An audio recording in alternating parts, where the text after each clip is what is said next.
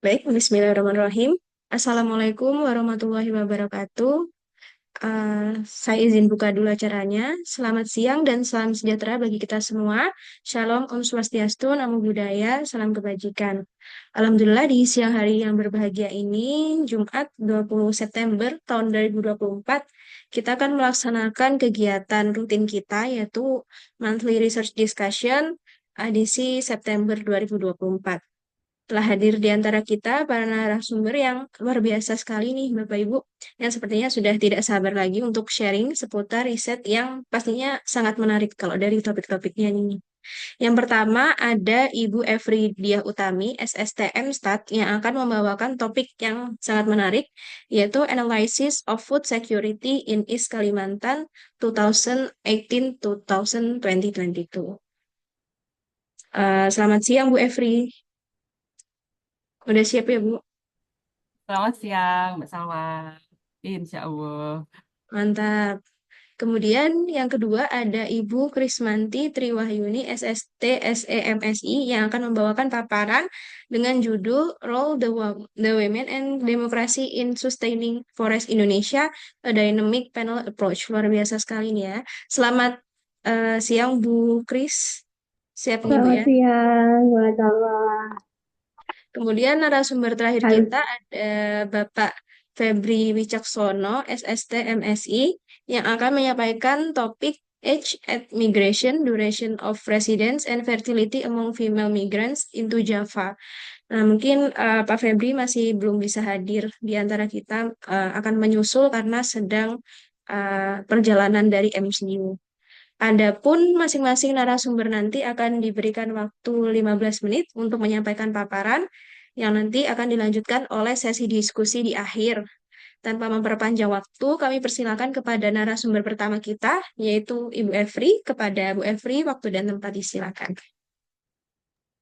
Ya, terima kasih Mbak Salwa. Saya izin share ya. Ya Bu, silakan Bu. Sudah ya.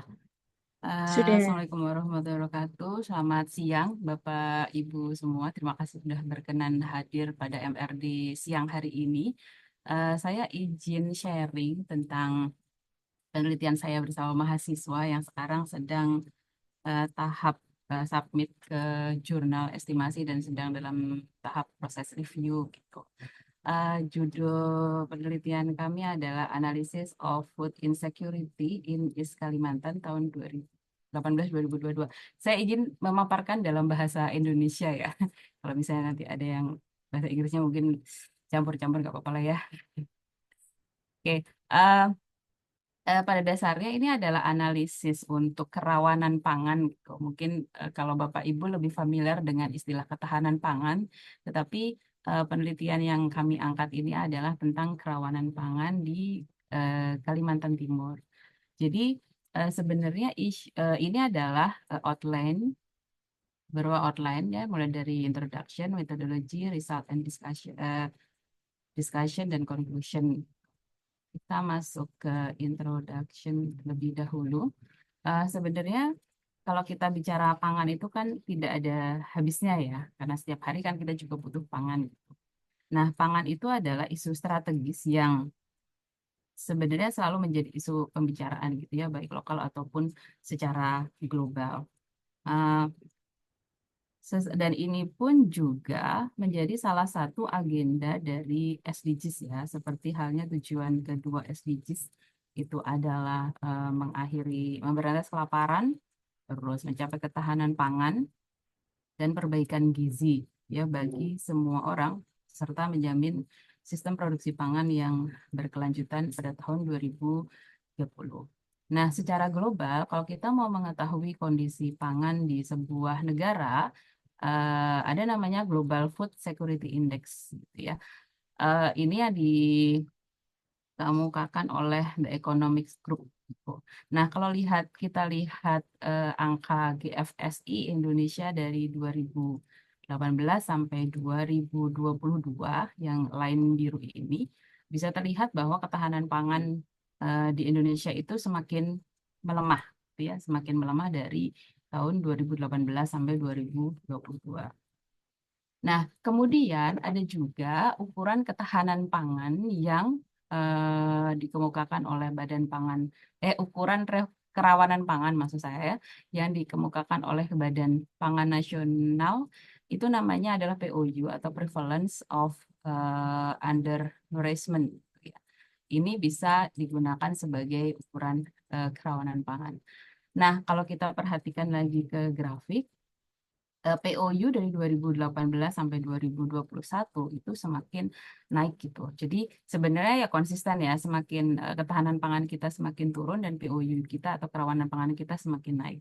Jadi dari 2018 sampai 2022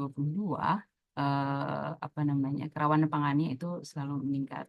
Nah, kalau kita lihat masuk ke setiap provinsi, ya setiap provinsi itu punya nilai POU yang berbeda-beda tentunya gitu. Dan Indonesia di angka 10,21 gitu ya. Nah, tapi sebagian besar provinsi Indonesia itu memiliki POU yang di atas angka nasional. Nah, salah satunya adalah Kalimantan Timur. Kalimantan Timur POU-nya itu di atas angka nasional yaitu 16,19. Ini menarik kenapa saya mengangkat Kalimantan Timur karena Kalimantan Timur itu kan akan menjadi ibu kota negara baru ya, provinsi di mana apa ya letak ibu kota negara baru kita gitu. Nah, kalau kita eh, masuk ke Kalimantan Timurnya sendiri, kita lihat kondisi di Kalimantan Timur sendiri, ternyata POU di Kalimantan Timur itu selalu naik dari tahun ke tahun gitu. Nah, kemudian kalau dari angka ketahanan pangan setiap provinsi ada juga namanya Food Security Index atau Indeks Ketahanan Pangan yang diterbitkan oleh Badan Ketahanan Pangan. Nah, kita juga bisa lihat ketahanan pangan di Kalimantan Timur itu relatif juga naik. Nah, eh, jadi ini kan membuat apa ya keanehan ya. Jadi dari sisi sisi kondisi makanannya lah ya, kondisi pangannya itu tidak ideal gitu. Secara IKP dia semakin tahan pangan, tapi secara POU juga semakin rawan pangan gitu. Nah, jadi ada anomali yang membuat ini semakin menarik untuk kita kita apa namanya kita gali lebih lanjut. Pada faktanya sebenarnya program-program tahan pangan gitu ya untuk atau mengatasi kerawanan pangan di apa namanya Kalimantan Timur ini sudah cukup banyak dilakukan oleh pemerintah. Salah satunya ada program penghijauan, ya program penghijauan yang itu ada di dalam Peraturan Gubernur Kalimantan Timur nomor 27 tahun 2021. Juga ada juga food estate yang saat ini juga sedang terus dipersiapkan dan sudah diimplementasikan bahkan. Nah, kemudian kalau kita lihat kondisi POU di setiap kabupaten kota, terlihat bahwa POU kabupaten kota ini sangat bervariasi ya. Jadi ada yang mungkin tidak terlalu rawan, tapi ada juga yang POU-nya tinggi gitu, ada yang rendah gitu. Nah, sehingga kita eh, perlu gitu ya, apa ya, sebuah sistem gitu ya untuk menangani itu gitu ya. Itu ada namanya sistem peringatan dini kerawanan pangan dan gizi gitu ya, atau Insecurity Early Warning System atau kita singkat sebagai SKPG. Nah, sebenarnya SKPG ini tujuannya dia untuk mengantisipasi ya kerawanan pangan dan nutrisi gitu yang terjadi ya. Nah, karena tadi setiap kabupaten kota itu memiliki apa ya variasi yang cukup tinggi gitu ya. Jadi em, alat analisis yang mungkin dirasa tepat untuk mengatasi ini dan bisa mengakomodir ini adalah salah satunya adalah menggunakan regresi data panel. Jadi nanti kami analisisnya akan menggunakan regresi data panel. Oke, sehingga eh, tujuan dari penelitian ini adalah pertama mengetahui gambaran umum kerawanan pangan dan faktor apa saja yang mempengaruhinya di Kalimantan Timur tahun 2018 sampai 2022. Kemudian mengidentifikasi faktor apa saja yang mempengaruhi kerawanan pangan di Kalimantan Timur tahun 2018 sampai 2022. Oke, kita masuk ke metodologi. Kita masuk dulu ke literatur review, apa itu POU. Nah, salah satu pengukuran kondisi kerawanan pangan di Indonesia adalah menggunakan prevalensi ketidakcukupan konsumsi pangan atau prevalence of undernourishment, gitu ya. Nah, prevalensi POU ini sebenarnya awalnya apa ya dikenalkan oleh apa namanya Badan Pangan Nasional, tapi juga kemudian ini oleh BPS. BPS mendefinisikan POU sebagai estimasi proporsi dari suatu populasi tertentu di mana konsumsi energi biasanya sehari-hari dari makanan tidak cukup untuk memenuhi tingkat energi yang dibutuhkan untuk hidup normal, aktif, dan sehat. Jadi seberapa besar atau seberapa proporsi masyarakat di wilayah tertentu yang konsumsi energinya itu dirasa tidak cukup untuk memenuhi tingkat energi yang dibutuhkan untuk hidup normal, aktif, dan sehat. Nah, BPS sendiri menjelaskan pengukuran POU itu ya ada 4 parameter dalam penghitungan POU. Pertama adalah konsumsi kalori per kapita yang ini diperoleh dari Susenas KP ya. Kemudian ada koefisien variasi, kemudian nanti ada skewness ya, kemencengan yang dia menggambarkan distribusi dari tingkat konsumsi energi di suatu populasi. Jadi konsumsi energi suatu populasi kan butuh satu distribusi. Nah, kemencengannya seperti apa gitu ya. Itu akan jadi satu parameter. Kemudian ada MDER, Minimum Dietary Energy Requirement, yaitu adalah eh, batas terendah dari kisaran kebutuhan energi normal rata-rata individu.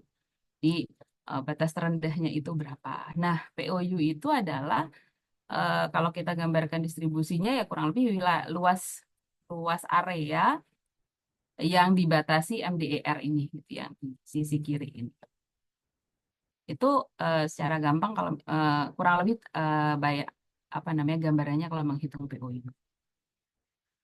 Kemudian, nah dari Badan Ketahanan Pangan ada namanya Peraturan Badan Pangan Nasional Republik Indonesia Nomor 16 Tahun 2022 tentang Sistem Peringatan Dini Kerawanan Pangan dan Gizi atau SKPG. Nah, di situ eh, dijelaskan gitu ya, konsep definisi dari kerawanan pangan atau food insecurity itu adalah kondisi ketidakmampuan wilayah sampai perseorangan yang tercermin dari tidak tersedianya pangan yang cukup, baik jumlah maupun mutunya aman, beragam, bergizi, merata, dan terjangkau, serta tidak bertentangan dengan agama, keyakinan, dan budaya masyarakat untuk dapat hidup sehat, aktif, dan produktif secara berkelanjutan. Jadi, bagaimana seperseorang atau wilayah itu tidak bisa mempengaruhi, tidak bisa mencukupi gitu ya kebutuhan pangannya. Nah, di dalam Peraturan Badan Pangan Nasional ini yang nomor 16 tahun 2022 disebutkan bahwa sistem peringatan dini kerawanan pangan itu akan meliputi 3 aspek, yaitu ketersediaan pangan atau food availability, terus keterjangkauan pangan atau food access, kemudian adalah pemanfaatan pangan. Food availability sendiri itu adalah sebuah kondisi apakah ada pangan atau tidak di dalam sebuah populasi, gitu ya. Kemudian kalau akses dilihat dari namanya ya adalah kondisi sebuah populasi itu bisa menjangkau pangannya. Kemudian kalau food utilization atau pemanfaatan pangan adalah seberapa efektif gitu ya sebuah community itu berusaha mendapatkan pangan untuk hidup yang sehat. Nah, ini adalah apa Peraturan Badan Pangan Nasional yang tahun nomor 16 tahun 2022. Di sini disebutkan sistem peringatan dini kerawanan pangan dan gizi paling sedikit meliputi aspek ketersediaan pangan, keterjangkauan pangan, dan pemanfaatan pangan. Nah, berangkat dari situ digalilah beberapa penelitian yang berkaitan dengan food availability, food access, dan food utilization gitu ya. Sebenarnya mungkin ada banyak, ada Prabayanti et al. Di sini food availability dikaitkan dengan rice harvest area, jadi luas panen padi gitu ya. Nah, luas panen padi itu akan meningkatkan produksi padi tentu saja, dan dia akan semakin membuat masyarakat itu eh, tidak tahan pangan, atau dia semakin mengurangi kerawanan pangan. So, ada tentang food access-nya dan food eh, utilization-nya. Ada beberapa penelitian terkait. Nah, sehingga dari situ maka disusunlah kerangka pikir seperti ini, gitu. Yang berwarna hijau itu adalah penggambaran atau bukan penggambaran ya. Dia breakdown dari ketersediaan pangannya, yang kuning itu adalah keterjangkauan pangan, kemudian yang biru itu adalah pemanfaatan pangan. Jadi jadi diduga luas panen padi akan mempengaruhi POU, gitu ya. Kemudian untuk dari sisi keterjangkauan pangan, kita mengambil persentase masyarakat miskin, terus persentase pengeluaran untuk makanan, dan persentase jalan mantap. Kemudian untuk pemanfaatan pangan, kami mengambil persentase rumah tangga dengan akses sanitasi layak, dan persentase populasi yang minimal pendidikannya SMA. Nah, variabel-variabel ini yang diduga mempengaruhi POU. Oke. Nah, ruang lingkup penelitian kami di Kalimantan Timur yang terdiri dari 10 kabupaten kota tahun 2018 sampai 2022. Data sumber datanya adalah dari BPS, kemudian untuk analisisnya nanti deskriptif seperti biasa, line chart dan scatter plot, kemudian informasinya kami menggunakan regresi data panel. Ini adalah tahapan regresi data panel, mungkin kalau Bapak Ibu sudah sangat familiar. Pertama kita tentukan dulu modelnya, kemudian kalau nanti yang terpilih adalah FEM dan CEM, maka kita cek error variance covariance matriknya, kemudian kita seleksi model terbaiknya, selected or estimation model based on base model, kemudian kita uji signifikansinya, dan kemudian kita cek asumsinya, termasuk juga pengecekan multicollinearity. Kita masuk ke hasilnya. Yang pertama adalah gambaran umum POU di Kalimantan Timur. Kalau dari 10 kabupaten plus ada angka yang line merah, ini adalah angka untuk Kalimantan Timur, terlihat bahwa POU itu cenderung naik gitu ya di setiap kabupaten kota. Jadi setiap kabupaten kota itu cenderung semakin rawan pangan gitu dari tahun ke tahun. Nah, kalau kita lihat lagi tahun 2022 itu yang paling tinggi itu adalah Penajem Pasar Utara, terus yang kedua adalah Pasir, kemudian Kutai Kartanegara. Jadi ada 3 kabupaten kota yang memiliki POU yang paling tinggi. Sebenarnya ini agak paradok ya nanti kalau kita bandingkan dengan luas panen padi. Karena 3 kabupaten ini yang memiliki nanti luas panen padi yang tertinggi juga gitu. Jadi 3 kabupaten ini adalah yang apa namanya ya, dia lumbung padi gitu, kurang lebih seperti itu. Tapi ternyata kalau kita lihat POU-nya, malah dia yang paling rawan pangan gitu ya. 3 kabupaten kota ini yang paling rawan pangan. Kalau kami mencari-cari informasi gitu, kemungkinan bisa juga hal ini disebabkan bahwa masyarakat di 3 kabupaten ini lebih menggantungkan bahan pangan yang berasal dari wilayah lain gitu, dan sementara produksi di wilayah dia sendiri malah dilempar keluar gitu ya. Dan kemudian juga ada juga yang menyatakan itu terjadi juga karena banyak alih fungsi lahan di 3 kabupaten ini ya, sehingga 3 kabupaten ini yang cenderung akan selalu naik POU-nya. POU yang tertinggi di tahun 2022. Kemudian kalau yang terendah itu adalah yang di Kota Bontang dan Balikpapan. Walaupun dia terendah gitu ya, tapi sebenarnya ini masih lebih tinggi dari eh, apa namanya, target RPJMN. Jadi di RPJMN itu ada target POU itu adalah 5%. Nah, sementara di Bontang dan Balikpapan itu POU-nya masih lebih dari 5%. Kemudian kalau kita masuk ke eh, namanya, luas panen padi, ya di luas panen padi. hmm, ini sengaja, ini walaupun apa namanya 10 kabupaten tapi dibikin 4 gambar ini. Kenapa? Karena kebetulan luas panen padi setiap kabupaten kota itu ada yang kecil, ada yang tinggi sekali gitu ya. Jadi kalau misalnya dijadiin satu gambar agak repot gitu ya. Jadi ini yang gambar yang paling atas ya, ini adalah kabupaten-kabupaten yang memang luas panen padinya paling besar. Pasir, Kutai Kartanegara, dan Penajam Pasar Utara. Sementara yang terendah itu adalah yang Balikpapan dan Bontang. Sementara kalau misalnya kita lihat yang depresiasi yang paling tinggi itu ada di Samarinda dan di Mahakam. Kalau kita lihat, kita korelasikan gitu ya luas panen padi ini dengan POU, ternyata secara apa ya, secara keseluruhan itu terlihat bahwa RI-nya, R-nya atau koefisien korelasinya adalah 0,35. Jadi indikasinya adalah positif. Tapi hal ini kan agak aneh ya, karena masa luas panen padi semakin besar luas panen padinya maka semakin rawan gitu. Itu kan nggak logis gitu ya. Jadi kemudian kami meneliti kembali gitu ya, kalau berdasarkan eh, apa namanya buku dari Cohen gitu ya tentang applied multiple regression gitu. Hal ini bisa jadi ada hubungan yang tersembunyi gitu ya sehingga terjadinya suppression gitu. Nah, ini bisa jadi disebabkan oleh adanya outlier karena tadi luas panen padi ada yang tinggi sekali dan ada yang rendah sekali gitu. Nah, berangkat dari sini akhirnya kami mencoba mengulik lebih jauh. Kalau misalnya per kabupaten seperti apa? Ternyata ketika per kabupaten kita cek kondisinya, ternyata tidak semua kabupaten itu korelasinya positif. Bahkan hampir semua kabupaten itu ada 7 kabupaten yang korelasinya adalah negatif. Nah, itu baru sesuai dengan teori. Walaupun memang ada kabupaten yang korelasinya adalah positif, tapi sebagian besar korelasinya adalah negatif dan sesuai dengan teori. Jadi indikasinya kalau luas panen padinya semakin naik ya dia semakin tidak rawan pangannya. Oke, kita masuk ke variabel berikutnya adalah persentase masyarakat masyarakat miskin gitu ya.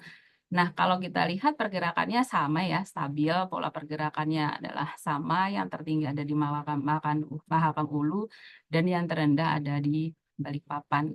Kalau kita cek korelasinya adalah positif. Jadi, kalau orang miskinnya semakin tinggi ya, semakin rawan pangan gitu. Kemudian kalau kita masuk ke persentase pengeluaran untuk makanan, ini cukup bervariasi. Yang tertinggi ada di Mahakam Ulu, yang terendah ada di Samarinda, dan korelasinya adalah eh, positif. Kemudian kalau kita cek lagi untuk yang jalan mantap, jadi yang disebut sebagai jalan mantap itu adalah jalan yang kondisinya baik dan sedang gitu ya, tidak termasuk jalan rusak atau tidak hanya jalan yang baik saja, tapi jalan yang baik dan sedang itu menurut Kementerian PUPR. Dari jalan mantap ini cenderung naik ya persentase jalan mantap. Tapi sebenarnya ini belum mencapai target 60% dari jalan mantap. Jadi sebenarnya masih kurang lah di sana ya. Ya walaupun ada yang sudah 94,79% di Balikpapan mungkin hampir semuanya jalan mantap, tapi di Mahakam Ulu jalan mantapnya itu baru 14,33%. Korelasinya negatif. Jadi semakin banyak jalan mantap berarti tidak semakin rendah kerawanan pangan. Oke, kemudian untuk berikutnya adalah persentase rumah tangga dengan akses sanitasi layak cenderung meningkat semuanya. Maka Mahakam Ulu memiliki apa ya pertumbuhan yang paling besar, paling cepat dibandingkan yang lain gitu ya. Apalagi misalnya dari 2018 ke 2019, yang tertinggi ada di Samarinda dan yang terendah ada di Pasir dengan korelasinya adalah negatif. Kemudian ini adalah persentase penduduk dengan pendidikan minimal SMA cenderung meningkat ya, cenderung meningkat. Samarinda paling tinggi ada di Samarinda 63% dan paling rendahnya ada di Penajam Pasar Utara ya. Penajam Pasar Utara ternyata baru kecil sekali yang penduduknya pendidikannya minimal SMA.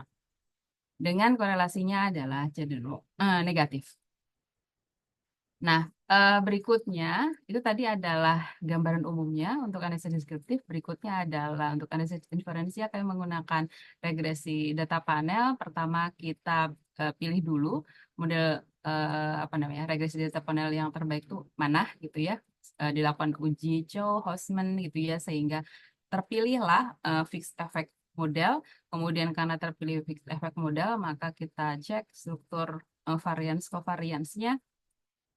Nah, ternyata heteroskedasis dan ada cross-section correlation sehingga eh, estimasi yang tepat adalah FGLS-SUR. Nah, sehingga dari metode estimasi ini kami mendapatkan estimasi parameternya adalah seperti ini. Pada saat uji simultan eh, tampak signifikan ya. Jadi minimal berarti ada salah satu variabel independen yang berpengaruh terhadap POU. Pada saat pengujian parsial, ternyata semuanya signifikan pada alfa 5%, 1% pun signifikan. Nah, ternyata semua variabel independen itu berpengaruh terhadap POU. Dan kalau kita cek R-square adjusted-nya adalah 88,54, artinya bahwa variasi dari POU yang bisa dijelaskan oleh 6 variabel bebasnya ini adalah 88,54%, sisanya oleh variabel lain yang tidak masuk ke dalam model. Kemudian kita cek normalitinya, ternyata error berdistribusi normal, terus kita cek juga multikoliniaritasnya, semuanya lebih kurang dari 10, berarti tidak ada multikoliniaritas. Nah, kalau kita cek efek individunya, kurang lebih yang efek individu yang paling tinggi itu ada di Balikpapan, yang paling rendah itu ada di Mahakam Ulu. Oke, kemudian kami mendapatkan persamaan regresi data panelnya seperti ini. Mungkin tidak semua perlu diinterpretasikan. Di sini ada yang menarik yang mungkin koefisiennya besar ya, kayak penduduk miskin gitu ya 7,061, artinya berarti kalau eh, penduduk miskinnya naik 1%, berarti PUJ-nya akan naik 7,062% karena sama-sama dalam satuan persen. Nah, ini sesuai dengan penelitiannya Ainis Tim Tikmalia et al. Dan Maumwe Hanteu et al. Gitu ya, bahwa kemiskinan itu atau tingkat kemiskinan itu berpengaruh secara signifikan gitu ya terhadap kerawanan pangan. Kemudian mungkin ini ada juga yang menarik lagi adalah dari education-nya negatif gitu ya. Jadi kalau misalnya sebentar. Jadi kalau misalnya persentase masyarakat persentase penduduk dengan pendidikan minimal SMA ya paling rendah SMA itu naik 1% gitu ya, maka PUJ-nya itu turun. Jadi pendidikan itu bisa mengurangi kerawanan pangan. Nah, itu untuk analisisnya. Berikutnya adalah kesimpulan. Dari kesimpulannya, kerawanan pangan yang bisa dilihat dari POU di Kalimantan Timur cenderung meningkat dari 2018 sampai 2022. Eh, Luas panen padinya up and down ya, seperti bukit bentuknya. Kemudian persentase penduduk miskinnya tidak berubah banyak. Terus persentase pengeluaran makanan, jalan mantap, akses untuk sanitasi layak, dan pendidikan yang minimal SMA cenderung meningkat. Kemudian kesimpulan yang kedua adalah luas panen padi, persentase jalan mantap, akses sanitasi layak, dan penduduk yang memiliki pendidikan minimal SMA ternyata berpengaruh negatif signifikan terhadap POU, sementara persentase masyarakat miskin dan pengeluaran makanan memiliki pengaruh yang positif signifikan pada POU di Kalimantan Timur tahun 2018 sampai 2022. Mungkin itu saja sedikit pemaparan dari penelitian sederhana kami. Terima kasih, saya kembalikan lagi kepada Mbak Sarah. Baik, terima kasih banyak Bu Epri. Luar biasa sekali pemaparannya ya Bapak Ibu. Tadi kita menyimak analisis komprehensif dari anomali yang ada di Kalimantan Timur gitu ya. Jadi bisa dapat banyak fakta atau insight ya di balik terjadinya anomali POU di Kalimantan Timur. Baik Bapak Ibu, tanpa memperpanjang waktu lagi, mungkin kita bisa lanjut ke narasumber yang kedua, Bu Krismanti. Kepada Bu Krismanti, waktu dan tempat disilakan. Terima kasih, Misalnya. Terima kasih juga P3M dan juga Bapak yang sudah hadir. Saya akan coba sharing ya yang penelitian saya. Izin share. Ini adalah paper yang sudah saya presentasikan pada bulan Agustus yang kemarin di AIC, ASEAN Impact Assessment Conference. I will try in English. I have 15 minutes ya, nggak salah ya. Yes, Bu. Supaya saya nggak usah translate lagi dari paper. Nggak apa-apa, Bu. Mantap, Bu. Maksudnya begitu. Pakai bahasa Jepang juga boleh, Bu. Nggak bisa sih. This paper Ya, Bu, silakan. collaboration with Ibu Sari and from P3M. So, thank you. The presentation in my research title, Role the Woman and Democracy in the Sustaining Forest in Indonesia. We use a dynamic panel approach. This research is based on several important points behind its writing. The issue of the sustainable development after the comprehensive development in all fields to be achieved. The first is forest as carbon storage. Forests provide an important role in climate change mitigation through carbon storage and absorption. Forests are also rich in biodiversity, which serve to enhance ecosystem function and substantial influence carbon cycling. Forest degradation and deforestation lead to sustainable development to achieve zero emission target. This second is anti-deforestation policy, required whole of society solution and cooperation. Anti-deforestation policy is one of the policies that has great potential in mitigating climate change. The degradation of natural resources in general and forest resources in specific required solutions determined by the cooperation of the whole society, especially women. It has also been shown that public participation in urban forest conservation is also influenced by women behavioral intention. So policymaker and practitioners should prioritize effort to raising climate change awareness among women. Women have complex roles in their communities and families. So gender plays an important role in environmental governance and offers valuable political insight. Women's contribution to policymaking determine policy and impact environment. And the third is democracy. It is expanded women's role to the environment.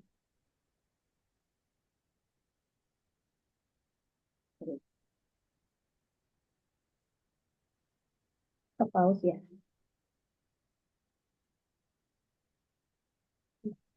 Maaf ada gangguan.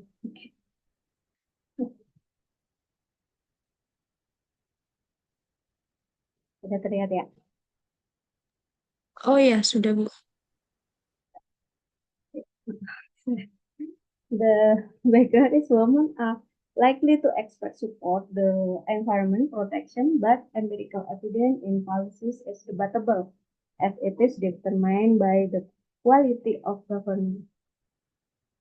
Women's stronger environmental concern and pro-environmental behavior can gradually break down insurmountable barrier in political in order to accelerate environmental target.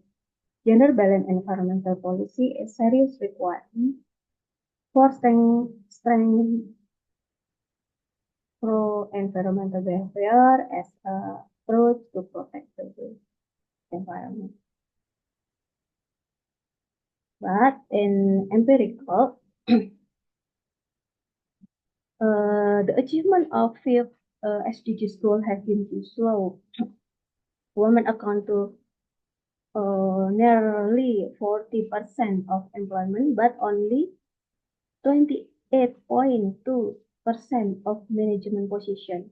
So it will take more than 140 years to achieve gender equality in managerial position from UN. Women are underrepresented in political leadership roles. This is also the case in the Indonesia, where the number of women in parliament has never reached the target. Target in Indonesia is 30% quota. The number of in parliament only range from 17 to 20% only. The lack of women in parliament may affect the success of development and environmental sector. Women environmental in issues Indonesia is still very research, especially in relation to the role of women who are in policyholder position in parliament. So the study aims to determine the role of women in the success of environmental development, especially reducing deforestation in Indonesia. The diversity of characteristics between regions needs to be accommodated because the development of region areas is influenced by their proximity to birthplace of parliamentary leaders. Masih tergantung dari asal daerahnya. Social disparities and socio-demographic factor also have a relationship with people's general trust in women's organization. Therefore, this study is expected to summarize the objectives that have not been achieved in previous studies related to the role of women of deforestation in Indonesia using panel data from the each province in Indonesia over a period of time to see the dynamic adjustment of deforestation in Indonesia. The period was toward to the end of the global consensus with MDGs to SDGs from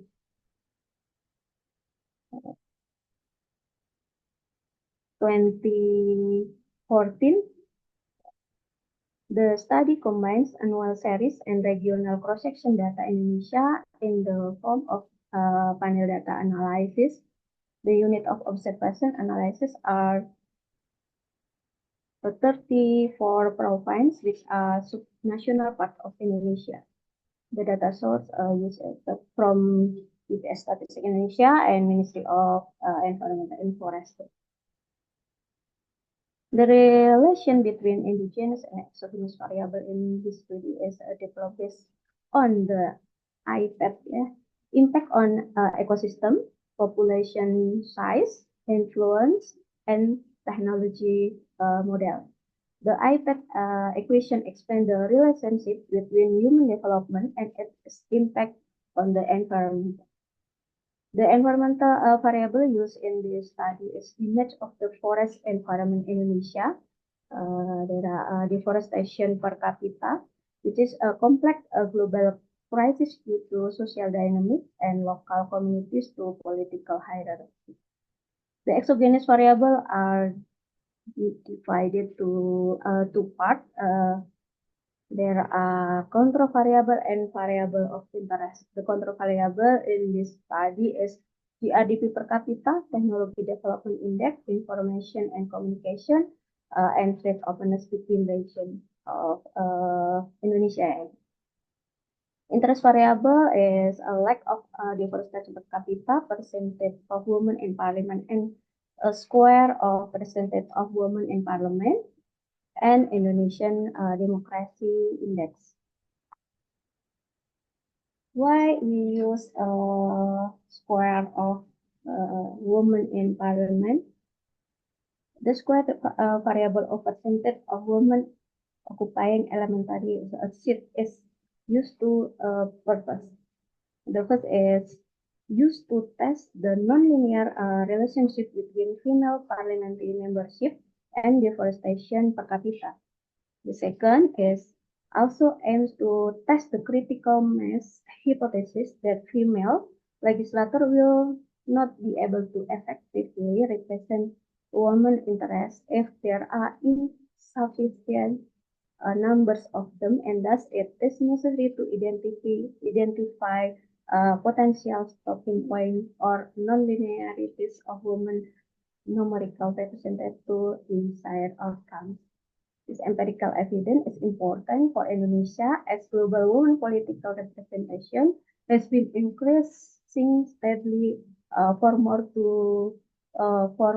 than 2 decades. The critical mass hypothesis of 30% women on parliamentary is a stepping stone to full parity in the future toward increasingly ambitious gender equality mission. The consequence of the characteristics of deforestation per capita in the previous period, which has an impact on deforestation per capita in the latter period. This study uses a lag variable of deforestation per capita. With the lack of the endogenous variable in the model, the usual regression equation, the usual regression can no longer to be used because classical assumption will be obvious. The study used dynamic panel data regression, which takes into consideration the influence of the past period among regional deforestation. The regional areas are matched with subnational administrative region province. The initial state and dynamic panel data different with Bu Efri ya ini, but same panel data. The analysis is to determine the model specification based on the framework. Testing estimate model is done using two tests. There are Reynolds-Bourne test and the Sargent test. The first test is conducted to determine the consistency of the model and ensure the first different model is the best model. And the second test is conducted to ensure the instrument variable used are not correlated with errors and are able to solve the endogeneity problem due to the presence of lag variable of indigenous variable as exogenous variable. The variable description is variation data combining cross-section and time period of 8 years. Since SDGs consensus, Indonesian deforestation has been reduced. This decline is inversely slowly proportional to the percentage of women who occupy parliamentary seat and also Indonesian Democracy Index. Per capita deforestation at the national level as a reference helps the number of provinces that are above of the national per capita deforestation rate and below the national per capita deforestation rate in 2021 by using a quadrant analysis. From the dynamic panel data, we use 5 models. The first model solves a model with exogenous variable, only lag endogenous variable. The coefficient of the lag endogenous variable that is significant and less than 1 indicates that there is a convergence There are decrease on deforestation per capita difference among regions in Indonesia. The second and third model were able to see the differences in the behavior of women in parliament and democracy and influence per capita deforestation. The fourth model combines model 2 and 3. The fifth model is complete model that combines all variable of interest and control variable. All exogenous variable used in the model statistically significant effect the endogenous variable. That is, when there is a one will increase in endogenous variable, it will affect the diversity per capita by value of the resulting coefficient. Itu tidak perlu dijelaskan satu ya. There is convergent decrease in diversity per capita difference among province Indonesia. Increase of women in parliament actually increase diversity per capita linearly, but it's so with a negative coefficient value on the woman in parliament square variable. Or decrease in deforestation per capita is determined by an improvement in democracy.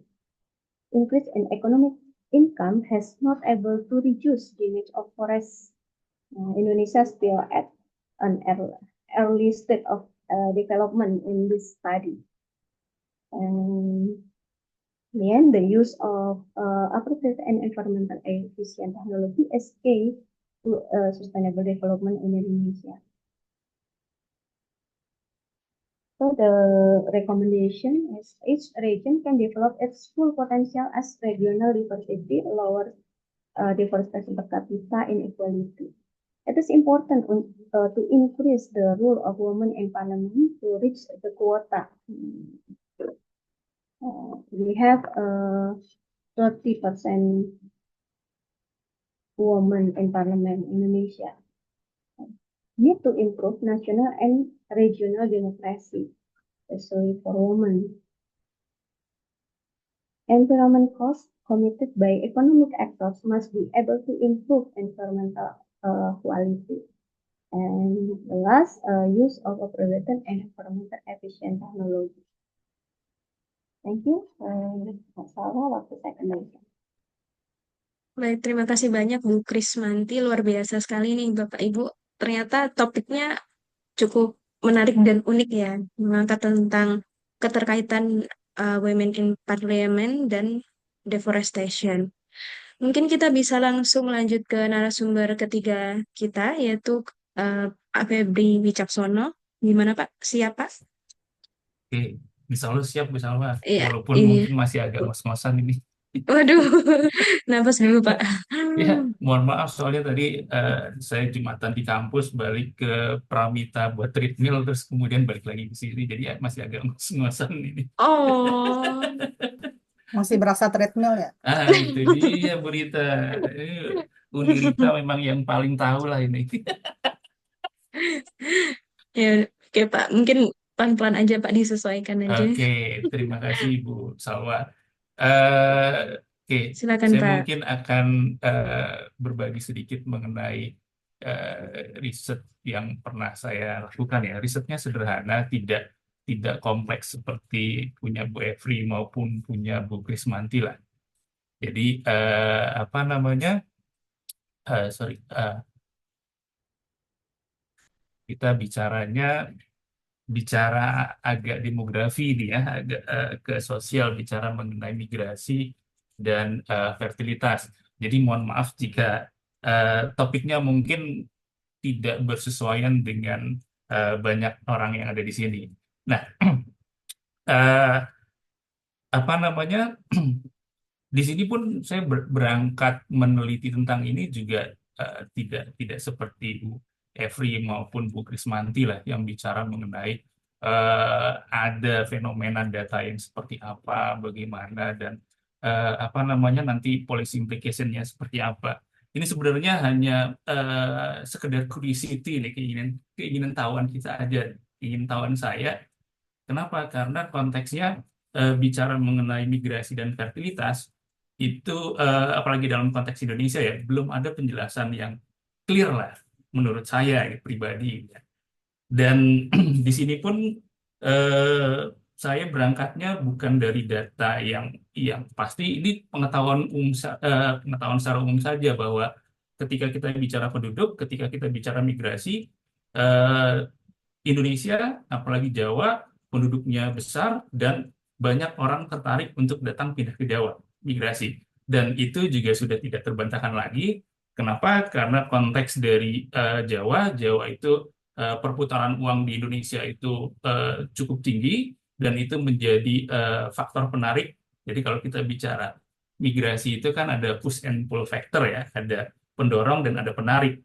Dan apa namanya magnet ekonomi inilah yang menjadi penarik utama orang-orang itu banyak mau datang ke Pulau Jawa. Dan banyak penelitian juga sudah mendukung hal tersebut. Dan konteksnya ketika kita bicara migrasi, migrasi sebagai salah satu peristiwa kehidupan, ini bisa membuat perubahan-perubahan dalam jangka pendek maupun dalam jangka panjang bagi kehidupan seseorang. Dan tidak terlepas juga terkait dengan pola fertilitas dari para perempuan. Nah, konteksnya seperti itu. Dan telah banyak penelitian juga yang meneliti tentang itu. Nah, eh, ketika kita bicara state of the art dari penelitian mengenai migrasi dan fertilitas, itu sudah banyak lah yang meneliti tentang itu dan sudah banyak premis maupun argumen yang dikeluarkan untuk menjelaskan bagaimana migrasi bisa mempengaruhi fertilitas. Dan premis dan argumen-argumen ini sudah saling didukung maupun saling ditentang dengan berbagai macam konteks yang ada ya di berbagai macam daerah. Jadi kalau kita bicara awal-awal riset terkait dengan migrasi dan fertilitas, migrasi itu apa namanya bisa mengaruhi fertilitas. Kenapa? Karena ada kenapa bisa ada perbedaan fertilitas antara migran dan non-migran? Nah, kalau di awal riset terdahulu, ini bicaranya bahwa para migran itu biasanya membawa norma. Kalau dalam bahasanya Bu Titi ataupun Pak Jeffrey, mungkin kita bicaranya habitus gitu ya. Ada habitus di situ yang terinternalisasi di dalam diri si migran tadi, yang menyebabkan preferensi fertilitasnya itu mungkin berbeda dengan preferensi fertilitas wanita-wanita di tempat tujuan migrannya. Nah, kemudian studi-studi lanjutannya terkait dengan migrasi dan fertilitas,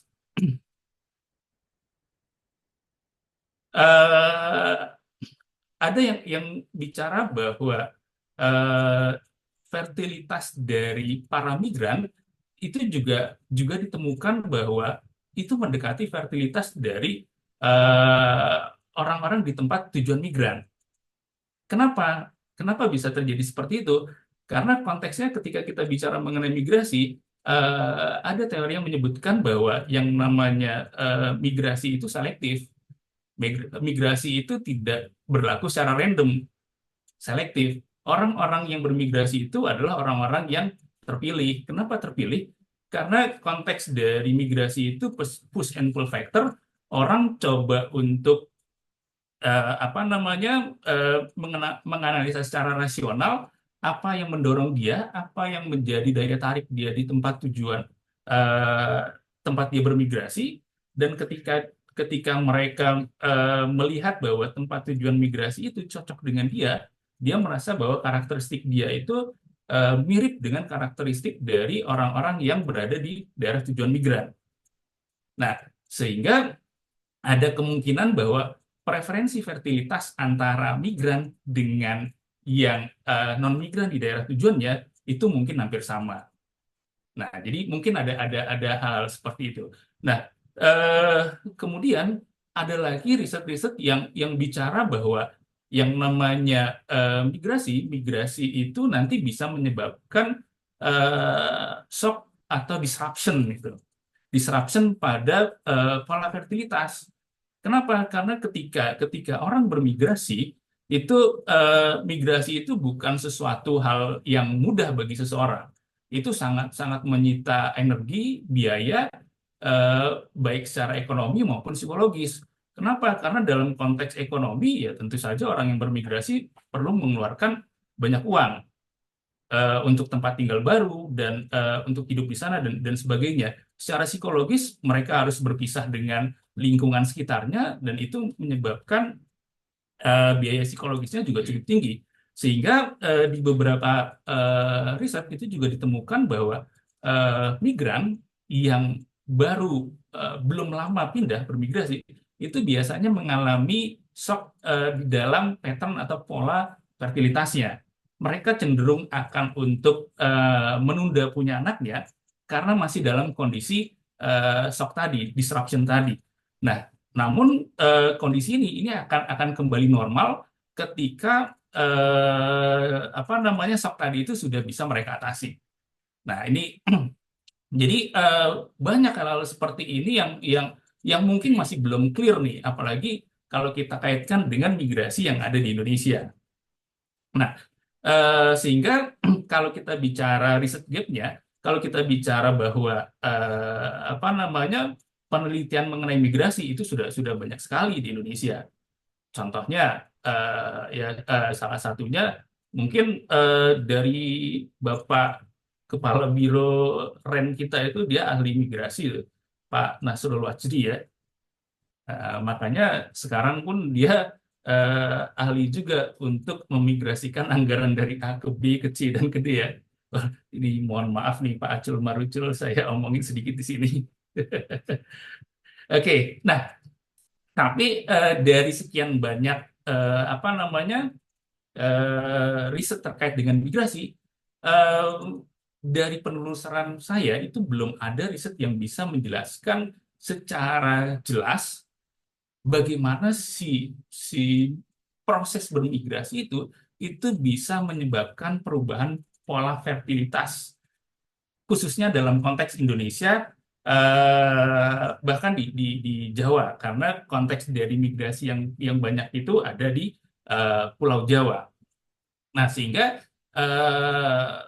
paper ini bertujuan untuk berkontribusi pada apa namanya diskusi perdebatan yang ada terkait dengan bagaimana sebenarnya sih yang terjadi, apa namanya kenapa sih migrasi itu, proses bermigrasi bisa menyebabkan perubahan pola fertilitas. Dan di sini kita coba untuk menganalisa umur orang yang bermigrasi tadi dan durasi lama setelah tinggal ketika dia bermigrasi.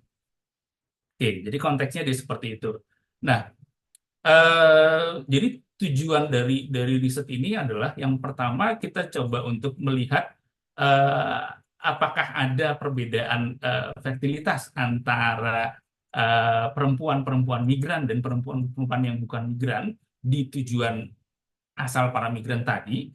Kemudian jika dia berbeda, kemudian kita akan coba melanjutkan investigasi kita ke dalam konteks yang lebih dalam dengan melihat umur maupun durasi lama tinggal si para migran tadi untuk melihat apakah ada efek resosialisasi atau adaptasi, atau mungkin ada faktor disrupsi tadi yang disebabkan karena proses bermigrasinya tadi yang bisa menyebabkan apa namanya perbedaan fertilitas tersebut.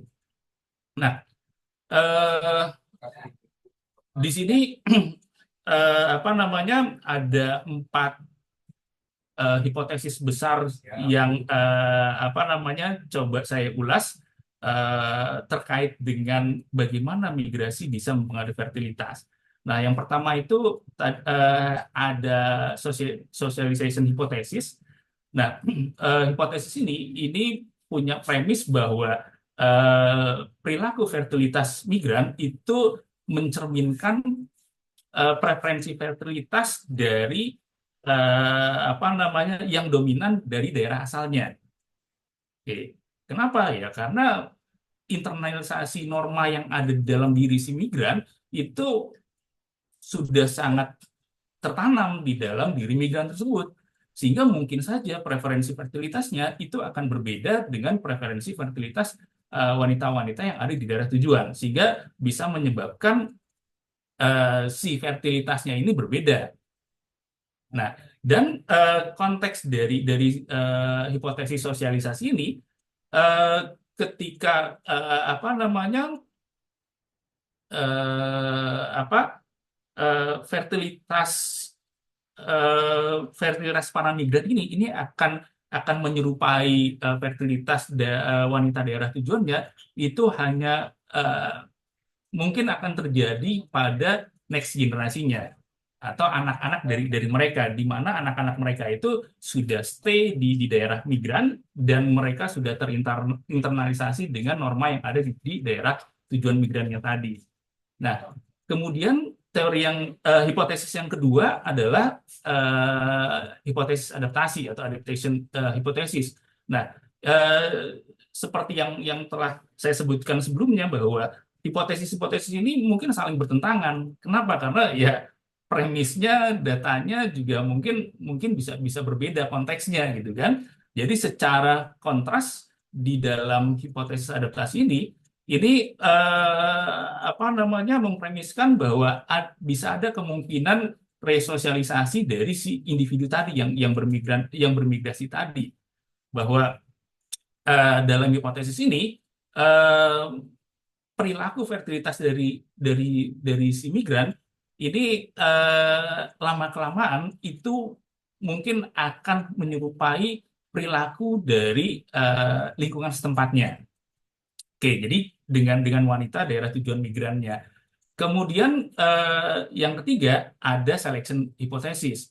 Nah, hipotesis ini berargumen bahwa perubahan perilaku apa namanya dari fertilitas migran ini sebenarnya seperti yang saya kemukakan sebelumnya bahwa ya selektif, yang namanya migran itu selektif, sehingga ketika kita bicara bahwa migran dan non migran itu mungkin akan punya kemiripan preferensi fertilitas, sehingga nanti si migran itu mungkin tidak terlalu berbeda jauh fertilitasnya dengan yang non-migran.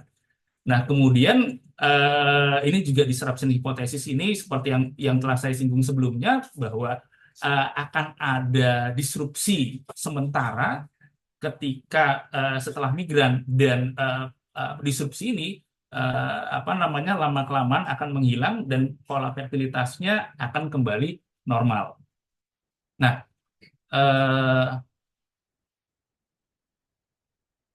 jadi datanya di sini saya menggunakan data Supas 2015, datanya memang sudah cukup lama, dan kita hanya fokus pada apa namanya wanita-wanita yang ada di 6 provinsi di Pulau Jawa.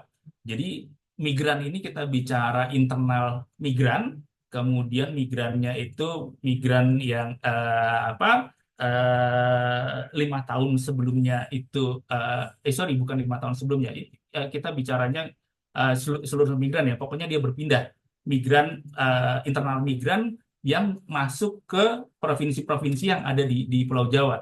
Jadi ketika kita bicara perpindahan antar provinsi di Pulau Jawa itu juga masuk ke dalam migran di sini. Nah,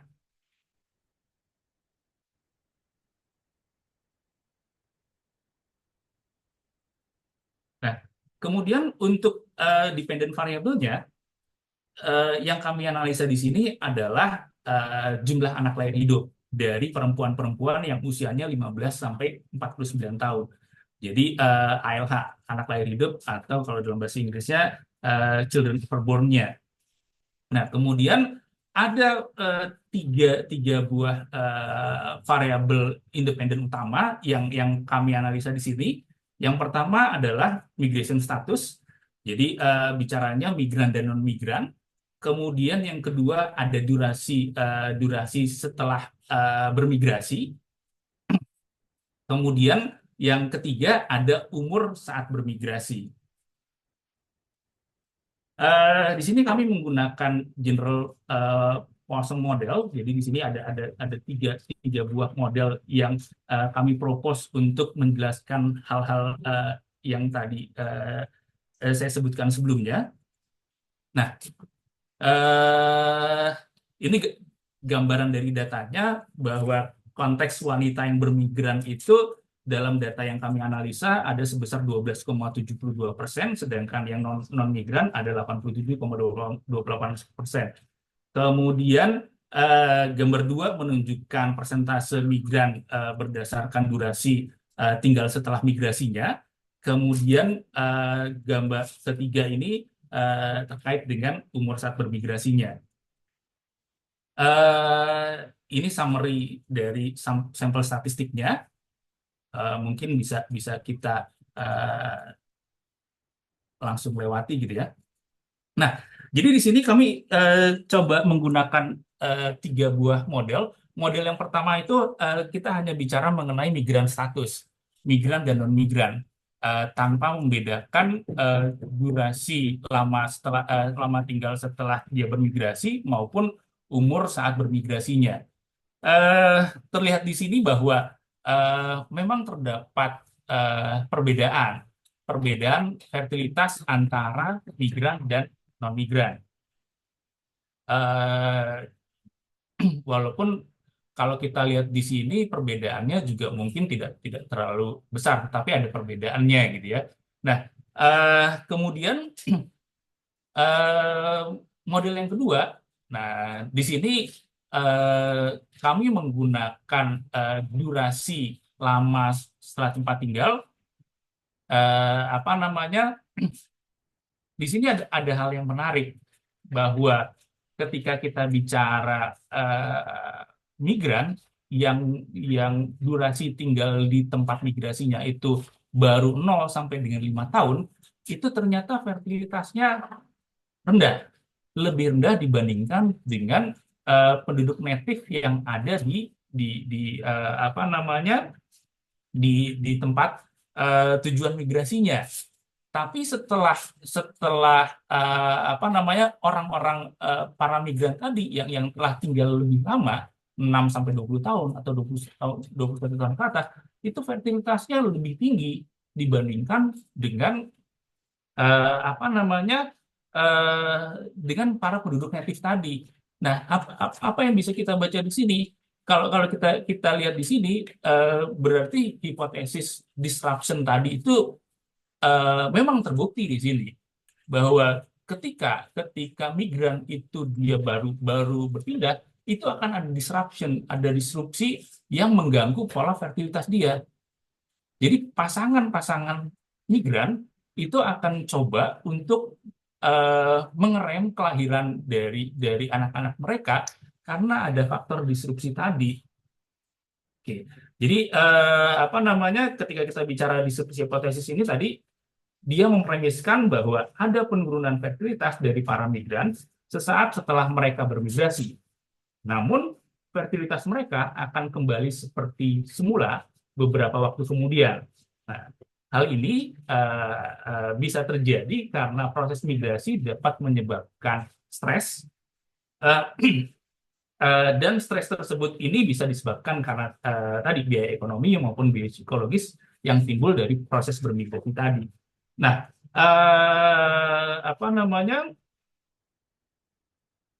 dari model 2 ini juga bisa kita lihat bahwa kita tidak bisa menemukan bukti bahwa ada proses adaptasi yang berlaku di dalam pola-pola fertilitas para migran di sini.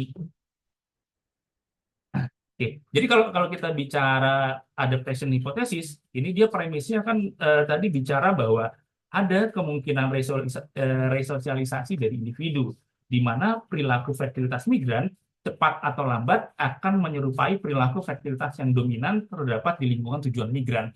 Nah, kalau kita lihat dari model 2 ini, ternyata tidak seperti itu, bahwa mereka yang bermigrasi di umur yang lebih lebih sorry di yang sudah tinggal dengan durasi waktu yang lebih lama, ternyata kalau kita bandingkan fertilitasnya dengan mereka yang bukan migran, itu semakin lama semakin lebih besar. Berarti kan eh, proses adaptasi itu tidak berlaku di dalam data kita. Nah, konteksnya seperti itu. Kalau berlaku kan harusnya lama kelamaan dia akan koefisiennya juga akan mengecil, atau bahkan lama-lama menjadi tidak signifikan, dalam dalam arti kata bahwa tidak ada perbedaan fertilitas antara si migran dengan yang non migran. Oke, jadi konteksnya seperti itu. Ada dua hipotesis yang kita bahas tadi. Pertama, disrupsi dia dia berlaku di situ, ternyata tapi kemudian yang apa namanya, si adaptasi itu dia tidak berlaku di sana. Nah, kemudian kalau kita lihat dari model yang ketiga ini coba untuk menganalisa umur saat bermigrasi. Nah, kenapa kita menggunakan umur saat bermigrasi? Nah, di sini untuk melihat socialization hypothesis.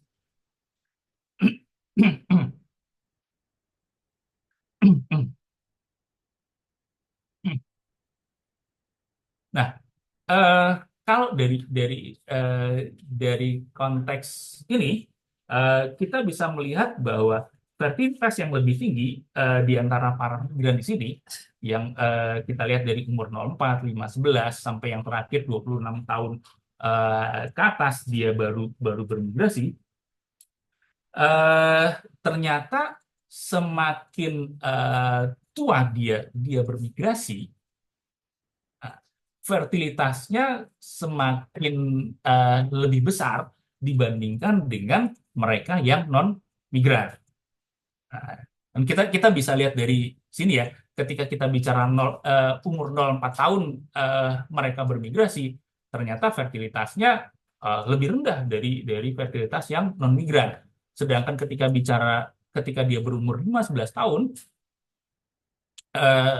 lebih tinggi dibandingkan dengan yang non migran. Dan semakin bertambahnya umur ketika dia bermigrasi, maka perbedaan peluangnya dengan yang non migran itu juga semakin besar. Jadi kenapa konteks ini bisa kita kaitkan dengan socialization hypothesis? Karena konteksnya ketika semakin tua seseorang itu bermigrasi, maka norma yang tertanam di dalam diri si migran tadi itu, norma dari daerah asal itu sangat kuat sekali. Kenapa? Karena tadi kalau kita bicara 26 tahun ke atas, 26 tahun lebih orang-orang itu sudah terpapar norma yang ada di daerah asalnya. Sehingga ketika kita bicara mereka pindah ke daerah tujuannya, norma itu akan sulit untuk dihilangkan. Itu sudah sangat terinternalisasi di dalam pikiran mereka bahwa preferensi fertilitas mereka, jumlah anak yang mereka inginkan berapa, ya mirip dengan orang-orang yang dulu mereka dibesarkan di sana. Nah, berbeda dengan orang-orang yang bermigrasinya di waktu anak-anak. Contohnya di sini umur 0 sampai dengan 4 tahun. Ketika mereka masih kecil, berarti internalisasi norma yang terjadi di daerah asal sebelum dia bermigrasi itu mungkin tidak terlalu kuat, karena masih apalagi kalau konteksnya kan kita bicara fertilitas gitu ya. 0,4 tahun itu mungkin belum banyak membekas di pikiran mereka terkait dengan jumlah anak yang mungkin mereka inginkan. Tetapi ketika mereka pindah ke daerah tujuan, nah mereka terpaparlah norma-norma yang ada di sana. Oke. Nah, sehingga dalam konteks ini kita bisa bicara bahwa Ya, betul. Hipotesis sosialisasi tadi ini bekerja di dalam apa namanya, dalam konteks data fertilitas migran wanita-wanita yang bermigrasi ke provinsi-provinsi yang ada di Pulau Jawa. Oke, jadi apa namanya, inilah yang bisa bisa kita dapatkan. Oke, ini variabel-variabel lainnya mungkin tidak perlu dibahas lebih lanjut ya, nanti bisa bisa apa namanya, bisa dilihat sendiri. Nah, sehingga eh, konklusi yang bisa kita kita kita lihat, kita dapatkan di sini adalah pertama, fertilitas migran itu secara umum lebih tinggi dibandingkan dengan non migran. Tadi kita bicara model satu tadi. Kemudian eh, terdapat proses asimilasi tadi. Yang kita bisa lihat bahwa apa namanya, fertilitas itu meningkat secara gradual menurut umur saat bermigrasi. Nah, kemudian eh, terdapat juga disrupsi, jadi proses disrupsi itu bekerja juga pada migran-migran perempuan yang masuk ke Pulau Jawa. Tapi kita tidak bisa menemukan bukti adanya proses adaptasi yang bisa mempengaruhi fertilitas dari para migran yang masuk ke Pulau Jawa. Nah, kemudian keterbatasan dari penelitian ini adalah bahwa di sini penelitiannya tidak memperhitungkan eh, pengamatan pada kohor perempuan tertentu. Jadi kita mungkin masih masih ada kemungkinan bahwa fertilitas wanita yang lebih tua itu mungkin lebih besar dibandingkan dengan fertilitas wanita yang lebih muda. Nah, itu keterbatasan dari penelitian yang kami lakukan. Oke, jadi demikian yang bisa kami sampaikan. Terima kasih. Saya kembalikan lagi ke moderator. Terima kasih, Bu Salwa. Baik, terima kasih banyak Pak Febri. Meskipun ngos-ngosan, tapi ternyata penyampaiannya semangat ya Pak. Oke, makasih banyak Pak Febri. Materinya sangat insightful sekali dan cukup mendalam. Baik Bapak Ibu, di sini kita punya sekitar 10 menit untuk sesi tanya jawab. Kepada Bapak Ibu yang ingin bertanya atau ingin menanggapi, boleh silakan untuk on mic atau raise hand dulu.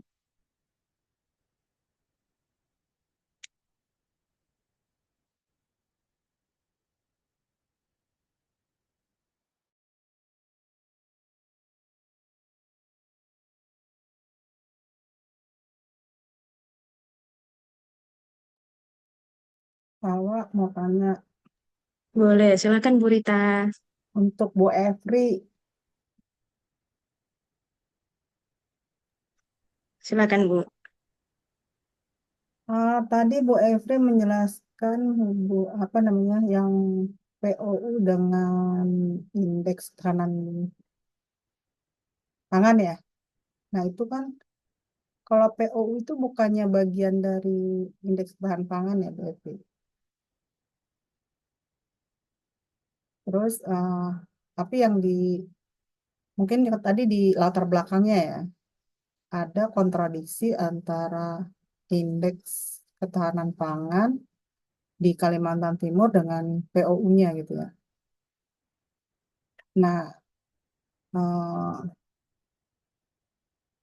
kira-kira kenapa itu bisa ada kontradiksi? Kan bukannya indeks ketahanan pangan itu bagian apa POU itu ya salah satu bagian gitu loh. Kan ada kalau nggak salah indeks keselamatan itu ada tiga ini ya tadi keterjangkauan, eh, ketersediaan ya, keterjangkauan dan apa tadi satu lagi tuh ya. Nah itu yang POU itu bukan bagian dari yang di nutrisinya gitu, bagian dari pemanfaatan kalau nggak salah. Mungkin itu pertanyaan saya Bu Evo.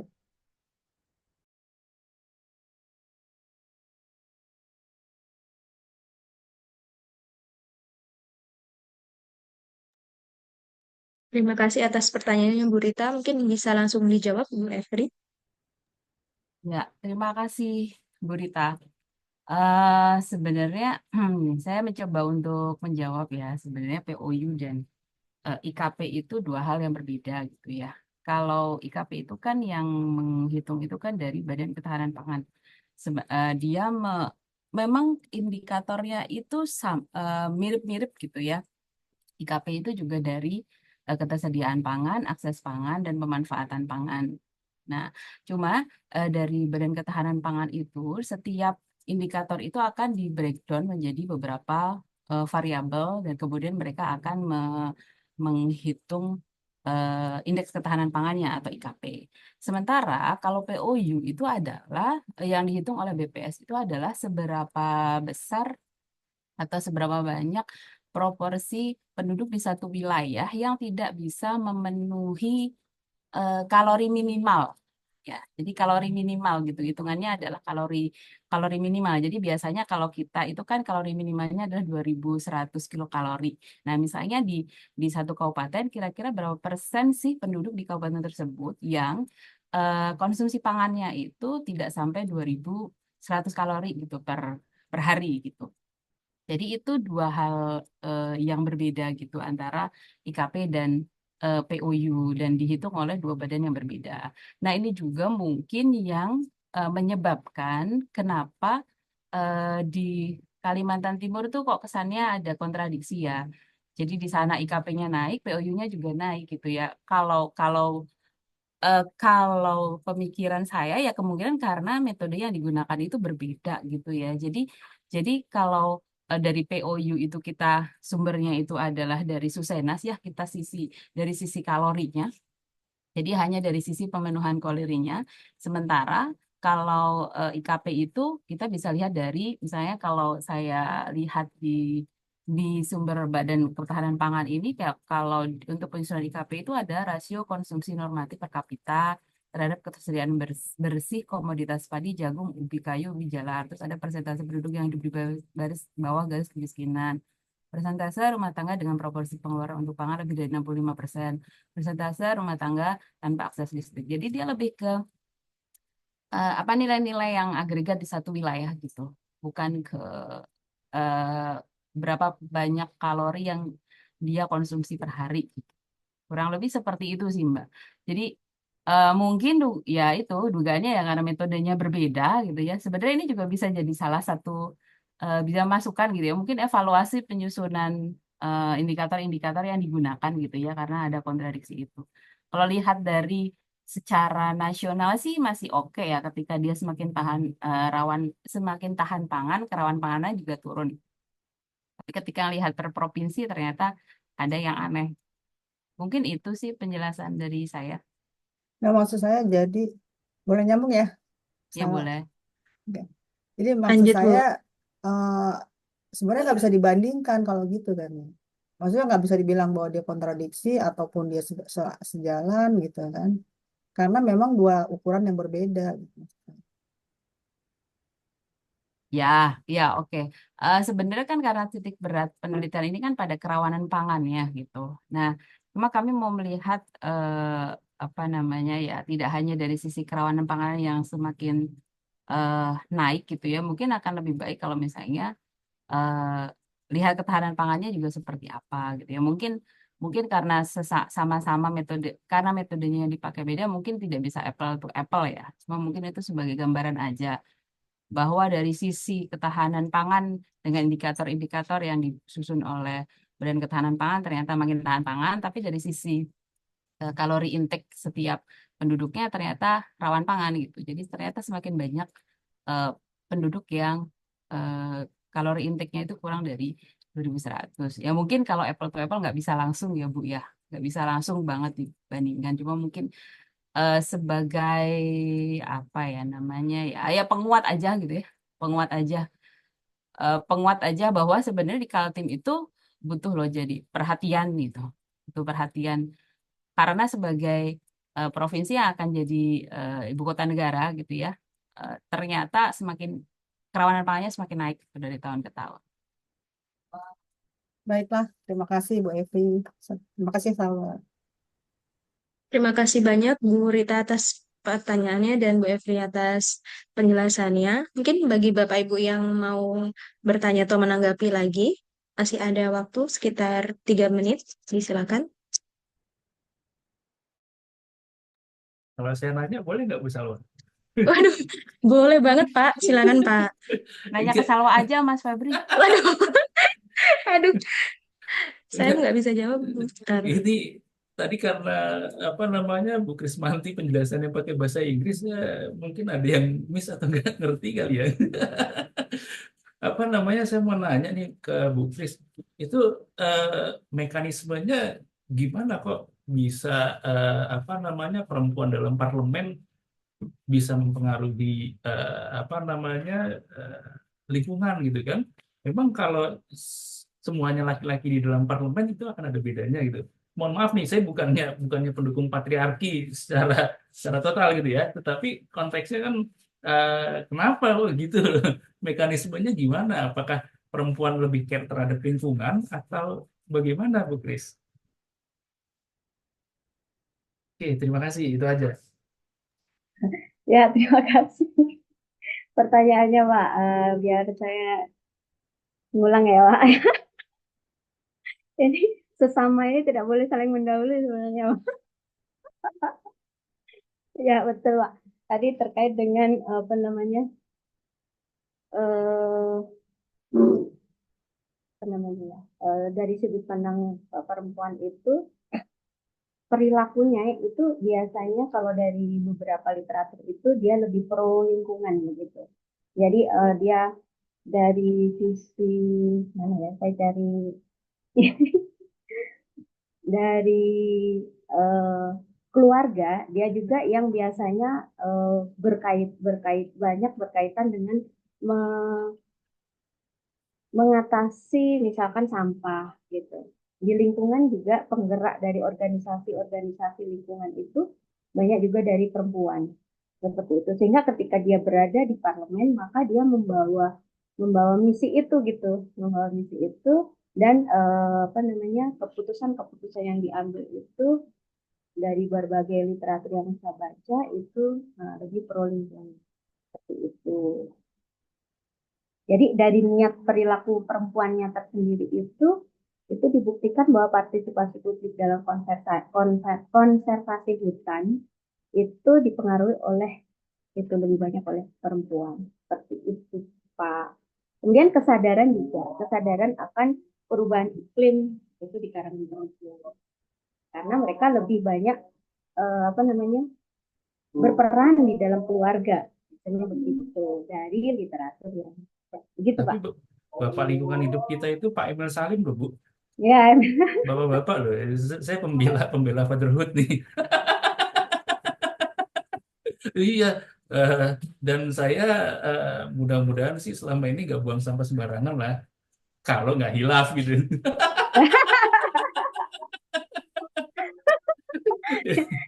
ya, ini kan hanya Pak kuota yang kita targetkan 30% dan agak pernah tercapai loh Pak. Itu bukan hanya 50-50 gitu maksudnya. 30% doang aja nggak tercapai Pak. Bu Makanya ini, Kris, kira-kira kenapa nggak tercapai? Salahnya siapa? Perempuannya yang nggak mau atau memang nggak ada kesempatan? ya itu juga beberapa literatur saya baca Bu, Mbak Rita itu karena memang apa namanya dari sisi perempuan sendiri itu untuk duduk di parlemen itu kan punya ini ya sudahlah bapak-bapak itu ya dari kesimpulan yang saya baca gitu ya saya baca itu yang bahasanya nggak boleh begini ya kalau ilmiah tapi mungkin ya gampangnya seperti itu gitu apa namanya keberadaan dia sendiri dengan bebannya yang begitu banyak kalau di status media sosial itu kalau misalkan emak-emak itu di depannya ada macam-macam Bu kalau untuk mencapai target karir tertentu tapi kalau bapak-bapak langsung aja cus gitu kan tapi kalau ibu-ibu ada anak ada jemuran ada ini nah, kayak gitu jadi dari sisi perempuan sini terlalu berat untuk bisa berkarir gitu sampai ke parlemen dengan beban dia yang tidak berkurang juga dari sisi bebannya di rumah tangga dan sosial Wah, tapi kalau gini berarti ada diskursus terkait dengan apa namanya stereotip gender nih berarti ini Nah, dari Bu Krismanti nih. Terus kalau oh yang ya, non kalau yang non binary gimana? Yang queer non binary gitu. Sekarang isunya menarik gitu, makanya gitu loh Bu Kris. ini seru loh, Mbak. Wah, kayaknya udah lewat ya Mbak Salwa ya 2 menit ya. Bu Kris boleh nyambung dikit nggak Mbak Salwa? Wah, boleh Bu, dikit lagi. Nggak tertarik dari diskusi Bu Kris dan Pak Febri. Itu kan tadi kalau lihat kurvanya partisipasi perempuan dengan deforestation itu kuadratik ya. Iya, Nah, betul. nah, kira-kira itu titik baliknya akan terjadi di kondisi seperti apa ya Bu? Kalau dari apa namanya? Bentar. Jadi Y-nya itu kan eh, kerusakan lingkungan ya. Jadi eh, berarti titik baliknya itu ketika adanya apa namanya? Kontribusi perempuan itu sudah bisa menurunkan kerusakan lingkungan gitu.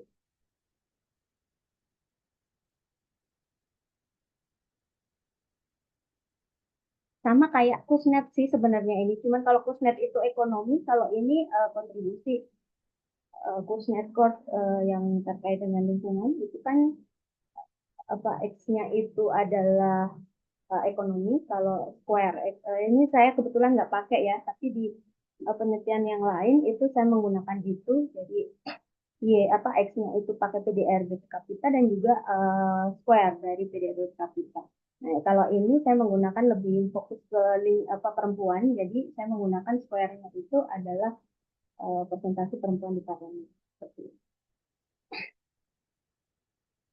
Mungkin ketika partisipasi perempuan udah tinggi kali ya, sehingga bisa Eh, titik baliknya.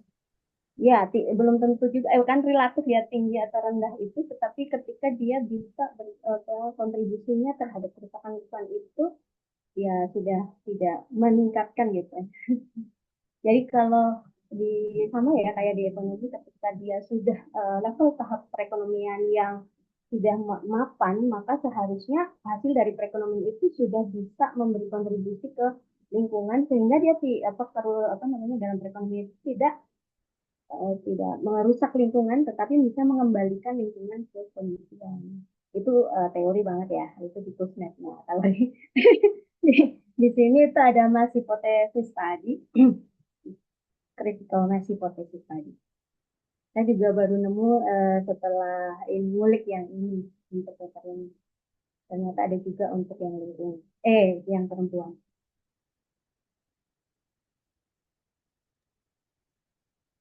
Baik, terima kasih banyak Bu Kris dan Bu Liza serta Pak Febri atas diskusinya yang luar biasa. Eh, karena sudah 15.05, mungkin kita cukupkan sesi MRD hari ini. Sebelum menutup acara, izinkan saya menyampaikan beberapa poin. Nah, ini ada anjuran dari P3M Bapak Ibu. Jadi sebagai salah satu monitoring capaian kerja, Bapak Ibu dihimbau untuk mengupdate semua kegiatan ilmiah yang pernah dilaksanakan atau diikuti selama tahun 2024 ini ke Sipadu dengan mengunjungi menu tertera di layar yang termasuk publikasi penelitian pada jurnal nasional, internasional, proceeding nasional atau internasional, juga kegiatan PKM, dan juga tidak lupa keikutsertaan dalam seminar dan workshop. Kemudian untuk mendukung akreditasi jurnal ASKS, kami mengajak seluruh Bapak Ibu dosen dan juga mahasiswa untuk turut serta mendukung peningkatan visibilitas jurnal ASKS dengan mensitasi artikel-artikel yang diterbitkan di jurnal ini, yang mungkin bisa jadi relevan dengan penelitian Bapak Ibu. Mungkin sekian acara MRD pada sore hari ini. Sampai jumpa pada MRD Oktober 2024. Terima kasih banyak Bapak Ibu. Terima kasih terutama pada ketiga narasumber yang luar biasa. Wassalamualaikum warahmatullahi wabarakatuh. Waalaikumsalam warahmatullahi wabarakatuh. Terima kasih Bu Salwa. Terima kasih Pak Febri, Bu Efri, dan Bu Pres. Izin live. Terima kasih Bu Rita dan Bapak Ibu sekalian.